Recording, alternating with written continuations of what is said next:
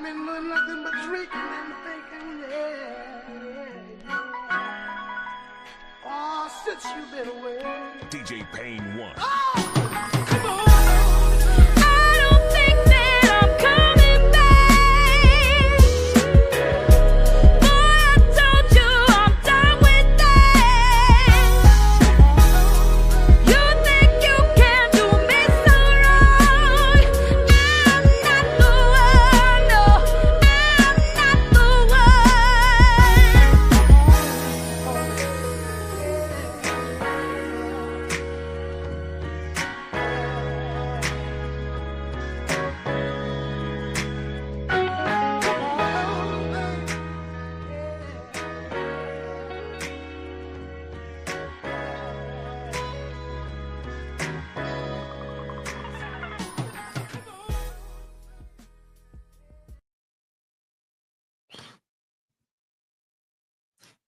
Hello, what's going on, guys? Welcome to the CEO Sports Show for September 22nd, 2025. My name is Kris Kretschman. I am your host. How is everybody doing today? I think that there are, how many teams played so far this week? I think there's 30 teams that played so far this week. So 15 fan bases are doing good and 15 fan bases aren't doing good. It really depends on what fan base you are, but welcome into the show, guys. Appreciate you guys for stopping in. Please make sure hit that like button, subscribe. I'll greatly appreciate that. And if you guys haven't already, please make sure to go check out the other Kretschman media shows on the network. I would greatly appreciate that. We have a lot to get into. No fans or buts about it. Like, we have so much to get into.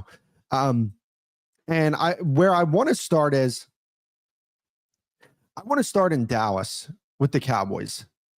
The Cowboys are failing Dak Prescott.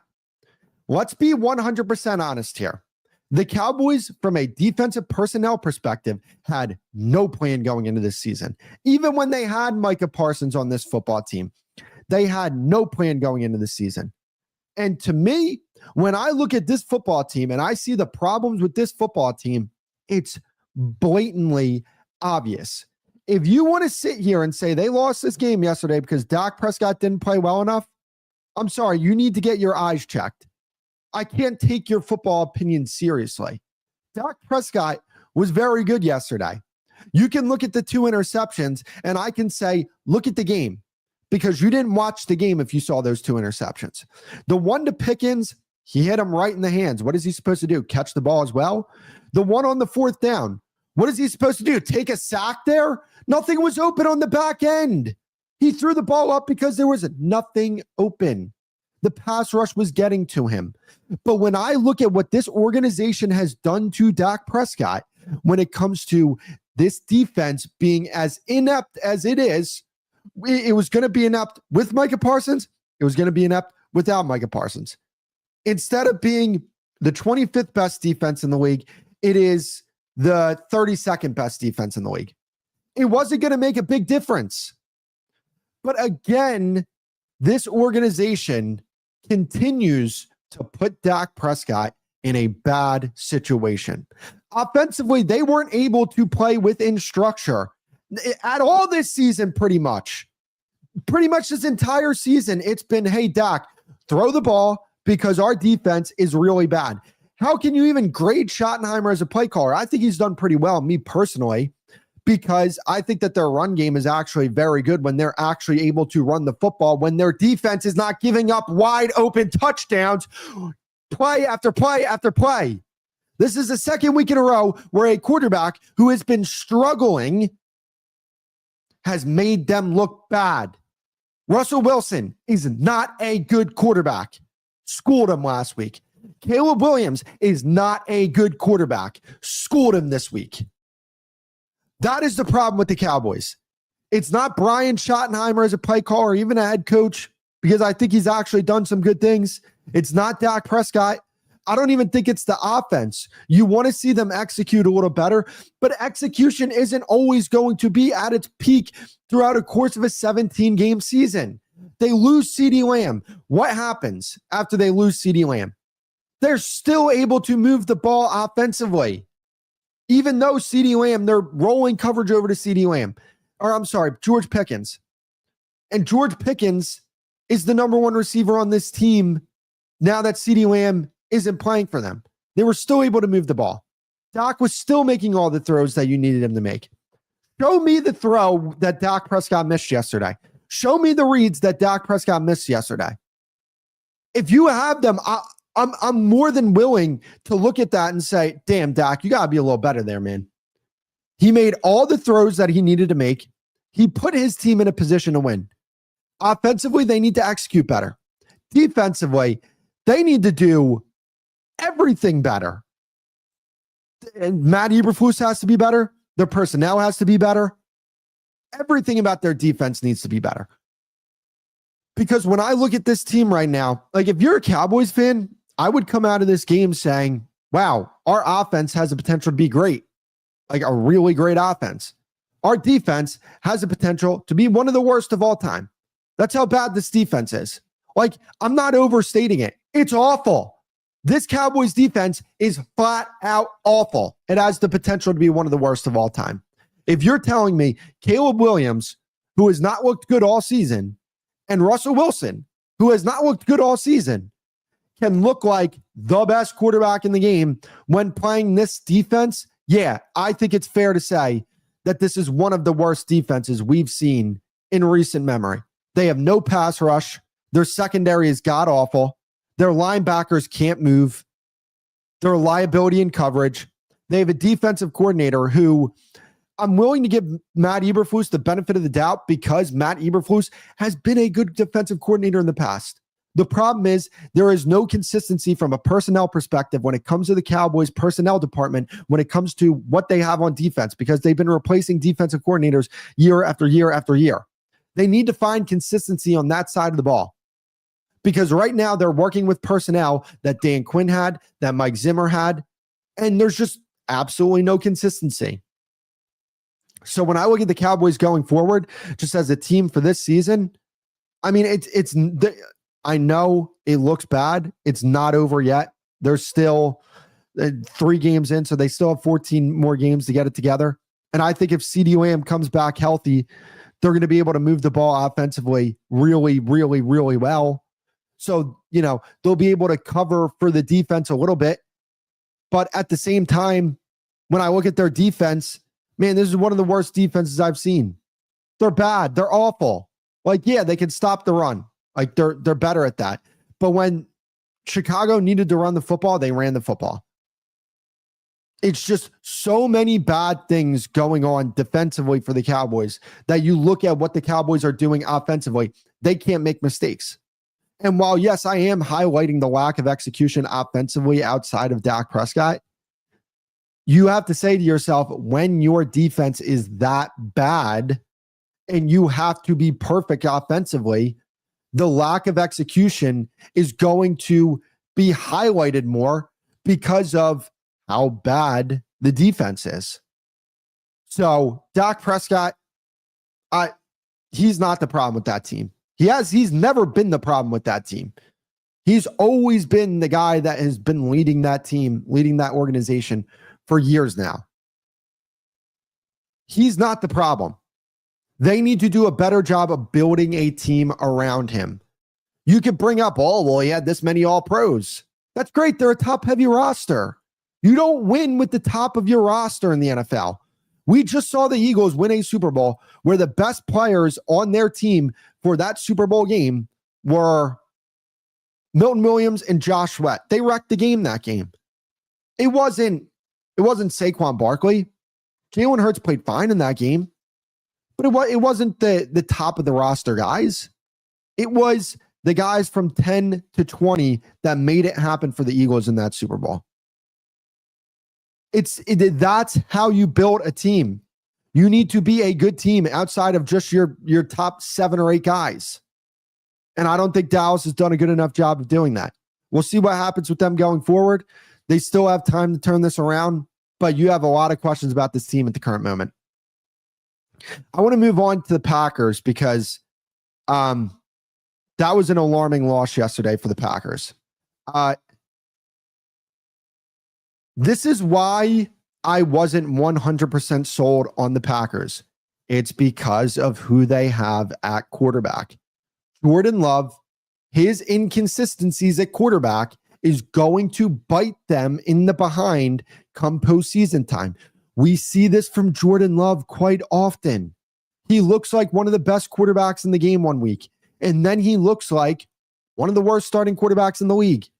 He cannot deal with pressure. The mechanics are not good. So his consistency is going to be off from that perspective. I get it. The Browns are a very good defense, but at the same time, offensively, you have enough to be able to score more than 13 points. The Browns offense poses absolutely no threats to any defense in the NFL, and especially a defense like the Green Bay Packers. You have the weapons that you have the play caller that you have the defense that you have. You have to get something like this done. And when you look at the Green Bay Packers going forward, yes, they're going to win a lot of games this year. They're a good football team. There's no doubt about it. I never said anything to the contrary. The Green Bay Packers are a good football team. But the problem is the inconsistency that they have at quarterback is going to be what bites them in the behind. That's why I said after they beat the Commanders, I'm not sold on this football team. And they showed exactly why you should not be sold on this football team. Not to say that they can't achieve the goals that they want to achieve. They could go on and win the Super Bowl. That's realistic for them. They have the talent on their roster to do that. But to crown this team as by far the best team in the league, which is what people did after week 2, I thought was always a joke. That's where I came from when I said I'm not sold on this team. And it's because of the guy who plays quarterback for them. He cannot deal with pressure. When it's blocked up well, when he has time to throw, he looks great. So does about 15 other quarterbacks in the NFL. It's not hard to look good when you have no pressure. But when you get pressured, what happens when your offensive line isn't protecting you that well? What happens when your receivers aren't getting open? What happens when something goes wrong? Can you extend a play? Can you consistently make the right decisions? Can you not be a net negative to your football team? And that's something that Jordan Love struggles with. And that's not even to say that Jordan Love isn't a bad quarterback. He's a good quarterback. But Jared Goff's a good quarterback. And I say the same thing about him. He's inconsistent because he cannot deal with pressure. He cannot deal with things breaking down around him. And can Jordan Love get to a point in his career where he is a guy that when things aren't perfect for him, he can still make things happen? Yes. I'm not out on Jordan Love. I think he's a talented quarterback. But when you look at the 2025 Green Bay Packers, they're going to fall short because of their quarterback. Not because their quarterback is bad. It's because their quarterback is inconsistent. And those inconsistencies, I don't think they have the roster around them. When you look at what they did, yesterday, running the football, they just weren't good. Josh Jacobs, this year so far, has not been great. He's averaging 3.1 yards per attempt. Even in the Commanders game, 3.7 yards per attempt. The Lions game, 3.5 yards per attempt. The Browns game, 1.9 yards per attempt. He has not been good. This isn't even just a Jordan Love thing as well. This is the fact that they don't have answers to Jordan Love's inconsistency. If you have a quarterback who is inconsistent, you need to have answers. And they don't have answers for his inconsistencies, offensively at least. Defensively, yes. They have a very good defense. But offensively, their run game is just not good enough. They're just not doing a good enough job running the football. It's hard to build play action off that when you're not having success running the football. Their receivers, I don't think are good enough. Their offensive line, it's good, but the Browns had a really successful day rushing the passer yesterday. And this is the thing. It's not even like the Green Bay Packers from a personnel perspective are that far off. Again, if you have an inconsistent quarterback, that's one thing. Do you have the personnel and the answers offensively to be able to combat that inconsistency? And for this year, offensively, I don't think they have those answers. Now, we'll see what they do defensively. But yesterday, I mean, you're talking about a Cleveland Browns team who they're, to me, one of the worst offenses in football.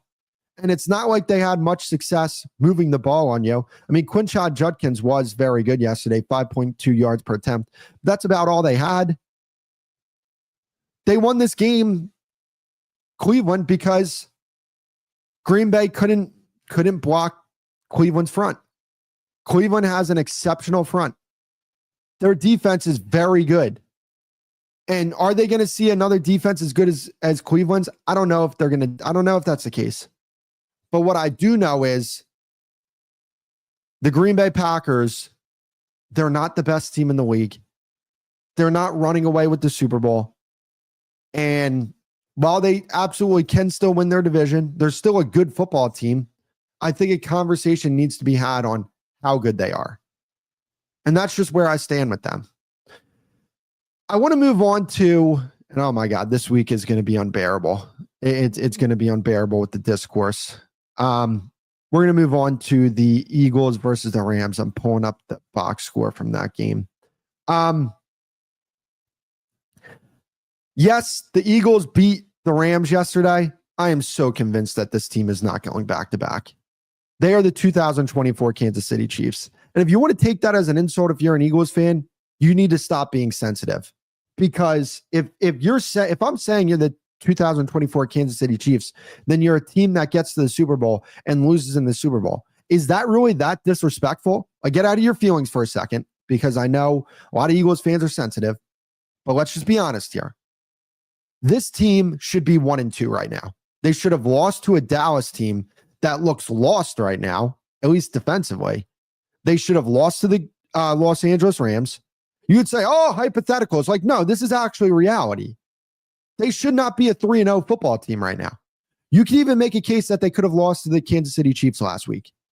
You're not going to sustain winning like this. There are going to be teams that emerge, that turn into something. Like, yes, the NFC looks very weak right now, but the reason why is because there is no team that separates themselves. Like Los Angeles, they got 2 field goals blocked. If one of those field goals wasn't blocked, they win this game yesterday. And we're not talking about what people are going to be talking about where they just find a way to win, man. They said that in 2023, and what happened? They flamed out. Like, this is the peak for the Eagles. They're not getting any better than what they are right now. It's not happening. Like, their team right now is pretty damn healthy. I get it. They didn't have Lane Johnson yesterday. And when they had, I think his name was Fryer, that offensive line did not look good. But then they brought in Fred Johnson, I believe his name is, or Jackson. I'm sorry. He played very well. And when they were able to protect it up and they started communicating better on the offensive line when it came to picking up blitzes, Jalen Hurts started to play better. And I do give him credit for what he did in the second half yesterday. But again, this is my problem with Jalen Hurts. He was the reason why the Rams were in that game to begin with. That and Matthew Stafford missing so many throws yesterday, which is something that we're going to have to talk about. What we saw from Jalen Hurts yesterday should be what we see consistently. He was 21 for 32, 226 yards, 3 touchdowns. That's not even like that crazy to ask for. That's what I'm asking for from this guy. He has one of the best wide receiver duos in football. He has the best pass catching unit in football. He is one of the best offensive lines in football. He has a run game, a running back with Saquon Barkley that teams look at and they say, we're going to play coverages so that we're playing coverages and fronts to make sure that they're not going to kill us on the ground. This is not that hard to ask for from Jalen Hurts. 226, 3 touchdowns. It's not that hard when you have the type of talent that you have on your football team, when you have the type of offensive line protecting for you. This does not make Jalen Hurts some elite quarterback. This just means he's doing what he's supposed to do. And if the Rams hit a field goal and don't get a field goal blocked, they lose this game, and the conversation is completely different. But now we're going to be talking about, should he be in the MVP race? he's an elite quarterback. He proved the doubters wrong. No, he didn't. He did what he was supposed to do. He doesn't get credit for doing what he's supposed to do. This offense is loaded. And ever since the beginning of last season, they've been one of the worst passing attacks in football. Who does that come back to? Does it come back to the other coordinators? Because they love to blame the coordinators, Eagles fans. Instead of looking at the quarterback who struggles reading defenses, yes, he does, and a guy who struggles with blitzes, we're going to keep looking at other people, even though the same problems with that offense and that quarterback has been the case for years now. I'm not sold on this team. They're not going to win the Super Bowl again this year. They might win the NFC because the NFC is really freaking weak. They're not beating Buffalo and they're not beating Baltimore. And if they play Kansas City again, I'm not 100% sure they beat Kansas City. And I don't even think I don't know if they beat the Chargers either, with the way the Chargers look. I don't see it with this team. Defensively, they got gashed a little bit defensively on the ground, especially 5.2 yards per attempt given up on the ground. Matthew Stafford missed so many throws yesterday that it was alarming. Like, if Matt Stafford hits some of the throws that he's supposed to hit, and they don't get 2 field goals blocked, we're not talking about anything besides, wow, the Eagles have problems. They have problems. Their defense is not as good as it was last year. Even though they get a ton of turnovers, their special teams stepped up yesterday. But when I look at this team offensively, in the second half of that game, they did what they were supposed to do. And if you want me to throw a parade for Jalen Hurts, you ain't getting it. Because it's not hard to do what he did yesterday when you have the team that you have around him. I'm not sold on this team. They're not going back to back. It's not happening. And I think yesterday, convinced me of that more than anything. Because this team, injuries are going to happen over the course of the season. The team that they have right now is not going to be the team that they have come playoff time. I'm not sold on this team. They should be a 1-2 football team, if not 0-3. And if you want to say I'm being a hater and the hypotheticals and this, that, and the third, they're winning these games based off the fact that they have championship metal and they haven't been making the mistakes that other teams have made. Sure. But when you face a more talented football team than you, or a team that, because they are a very talented team, when you face a team that their talent is close to you or on the same level as you, you're going to see the difference between this team and other teams. You're going to see, the situational football that they've been playing when it comes to, Nick Sirianni called a timeout that gave the Rams the opportunity to pick up more yards for their field goal kicker. That was bad.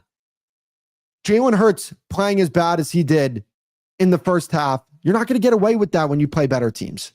And yes, the Rams are a very good football team, but they made mistakes consistently throughout the course of this game. And Matt Stafford, man, it looks bad. Matt Stafford, it might be it for him. He doesn't look like the same guy. But that's besides the point. Let's move on to the Kansas City Chiefs and the last topic of the day. I need to pull up the box score here. I'm sorry. And no, I'm not a box score watcher. I just need to see some things and some game tendencies. So the Kansas City Chiefs beat the New York Giants, and they beat them 22-9. Defensively, it was a very impressive performance, especially because the week prior, Russell Wilson looked like an absolute maniac against the Cowboys, but he came back down to earth. 18 for 32, 160 yards, 2 interceptions, no touchdowns. It was a bad game from him yesterday. Against the run, they kind of got gashed a little bit. 4.8 yards per attempt given up, 130 yards given up. But here's the thing with the Kansas City Chiefs. The Kansas City Chiefs are going to win games this year based off of the fact that they have Andy Reid and Patrick Mahomes. And it's not going to get them far because this is just not a good team that they have around those guys. but they're going to win games because of those guys. And I mean, credit to them for winning this game, going into New York, a team that they felt really good about themselves coming off that Dallas loss. But when I look at the Kansas City Chiefs and I look at where they're at in the AFC, like when you see what the Bills have been doing this year, do you think they're better than the Bills? Do you think they're better than the Ravens? We'll see what the Ravens do tonight against the Detroit Lions. But do you actually think that they're better than the Ravens? Because I don't believe they are. And I think that ultimately we're going to see what this team really is when they go up against the better teams in the AFC. And when you look at the games that they have, they play Baltimore next week. I don't think they're winning that game. They get the Jaguars the week after that. Interesting game. Lions week after that. We'll see what happens. Raiders, Commanders, Bills. Like when I look at the Chiefs, I see right now they're 1-2. I think they're going to lose to the Ravens, so they'll be 1-3. I would give them a loss against the Lions. So like right there, they're 2-4. Like, and here's the thing, right? I am not a Bills hater. I am not a Chiefs hater. I'm the furthest thing from it. I picked them to win the Super Bowl this year. But it's not just a lack of personnel thing. It's the fact that they have injuries as well. And the offense, even like losing, not having Rashee Rice, not having Xavier Worthy, that hurts them. No doubt about it. But even with them, I just don't think offensively their personnel was good enough. I just think that there's a lack of explosiveness that this team has, even though they have a guy like Xavier Worthy. The Chiefs need to get back to being an explosive football team. They need to get back to Patrick Mahomes, carry us, get us where we need to be. Because when the Chiefs allow him to do that, they're a very good football team. They're an elite football team. But the way they've been playing the past few years here, where it's Mahomes, we're going to ask you to make plays in spots. We're going to try and run the ball and play defense. I think you're limiting the talent of Patrick Mahomes. I think you're limiting Patrick Mahomes from that standpoint because he's a guy that can legitimately carry your football team. And he's a guy that you can win because of. We've seen it in the past. We've seen this guy put up gigantic seasons. But at the current moment, their offensive structure and the structure of their team where, hey, we're going to ask you to make plays in spots. We're going to run the ball. We're going to play defense. Like, yes, you're going to be able to win football games like that. But I just don't think any team is scared to play the Kansas City Chiefs right now because they're not scared of what they can do offensively. So Kansas City, they won yesterday against the New York Giants. New York Giants have a pretty good defense. Or I think they have a really good defense, a pretty good defense. But offensively, their wide receivers need to be better. And I think they need to get back to being a more explosive football team. But that's going to be it for the CEO Sports Show today. I appreciate you guys for stopping by. Make sure to hit that like button, subscribe. I would greatly appreciate that. It is Monday morning. I know it stinks. I hate it as well. You wait all week for the weekend. It comes and then it goes and then you're back to the week again. It's upsetting. I get it. But everybody have a good week. Make sure to check out the rest of the shows from the Kretschman Media Network. We're doing some great work and a lot of it is, we're moving in the right direction. And a lot of it is because of the support of you guys. So I appreciate you guys for coming out. Please make sure to check everything out. Make sure to hit that like button, subscribe, and I will see you guys in the next episode. Peace.